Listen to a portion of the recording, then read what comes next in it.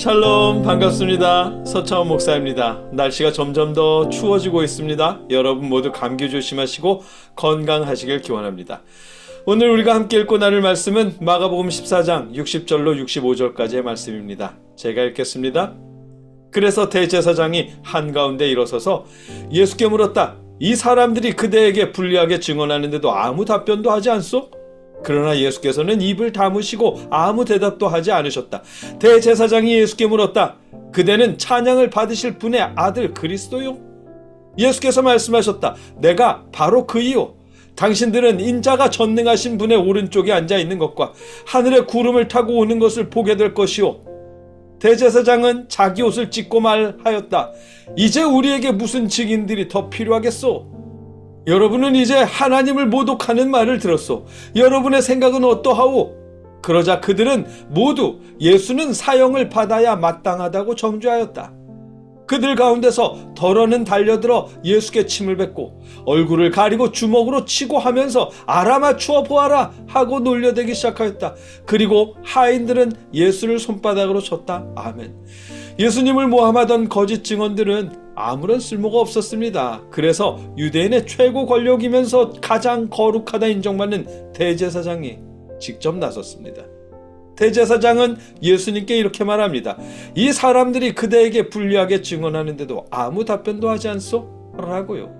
새번역 성경은 온화하게 번역하고 있는데 개정성경은 너는 아무 대답도 없느냐? 이 사람들이 너를 치는 증거가 어떠하냐? 라고 번역하고 있습니다. 그리고 이 번역의 의미는 내가 감히 아무 답변도 안 해? 라는 질책과 아울러 너를 치는 증거가 어떤지 대답해! 라고 하는 강요의 말이었답니다. 대제사장이 직접 나서서 질책하는 것만으로도 예수님은 궁지에 몰린 일이죠. 왜냐하면 대제사장은 앞서도 말했듯 최고 권력이면서도 종교적으로는 거룩함의 정점이라 인정받는 사람들이기 때문입니다. 그에 반해 예수님은 정치적으로나 종교적으로나 아무 배경도 없기 때문입니다. 사람들이 그랬었잖아요. 나사렛에서 무슨 선한 것이 나겠느냐라고요. 예수님의 배경은 딱 그 정도밖에 되지 않았습니다.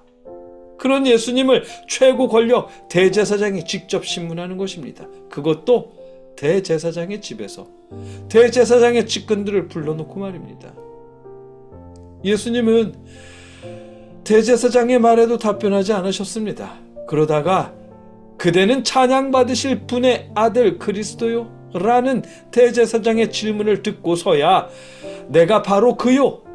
당신들은 인자가 전능하신 분의 오른쪽에 앉아 있는 것과 하늘의 구름을 타고 오는 것을 보게 될 것이요. 라고 대답하셨습니다.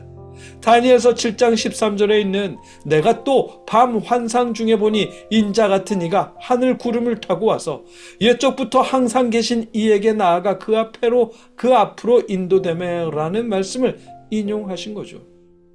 하나님의 아들이라는 표현도 이미 사무엘하 7장에서 또 시편에서 종종 언급되는 말입니다. 하나님은 다윗 자손의 아버지가 되고 다윗의 자손은 하나님의 아들이 되게 하시겠다는 하나님의 약속이 있었거든요. 그런데 다니엘서의 말씀이나 사무엘하의 말씀을 잘 알 법도 한 대제사장이 예수님의 답변을 듣고 갑자기 벌떡 일어나서 옷을 찢었습니다. 신성모독이다! 라면서요.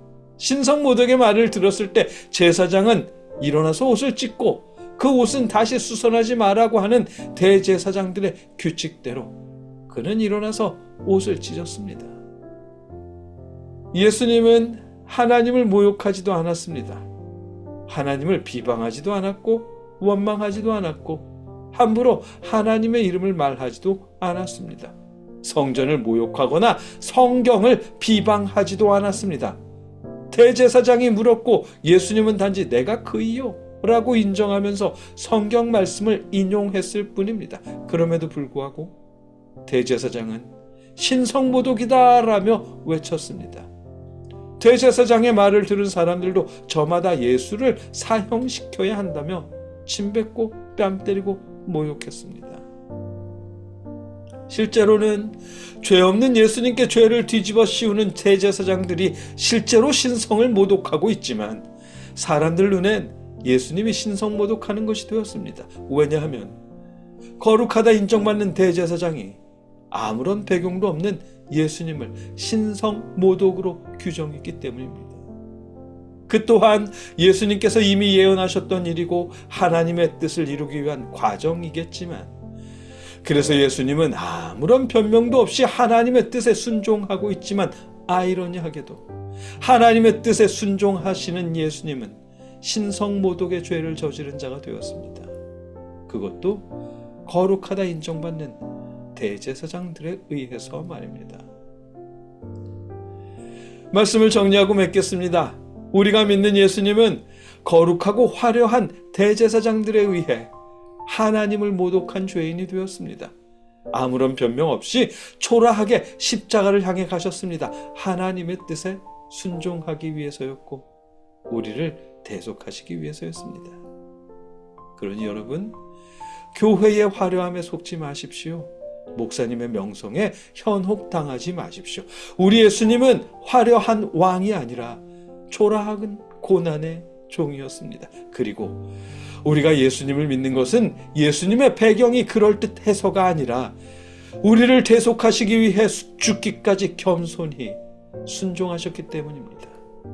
함께 기도하겠습니다. 사랑의 하나님, 우리가 화려함에 속지 않도록, 눈멀지 않도록 지켜주시옵소서. 이 시대에 너무도 다양한 믿음을 말하는 이 시대에 우리가 바른 믿음을 가질 수 있도록 주관하여 주시옵소서. 예수님의 이름으로 기도드립니다. 아멘.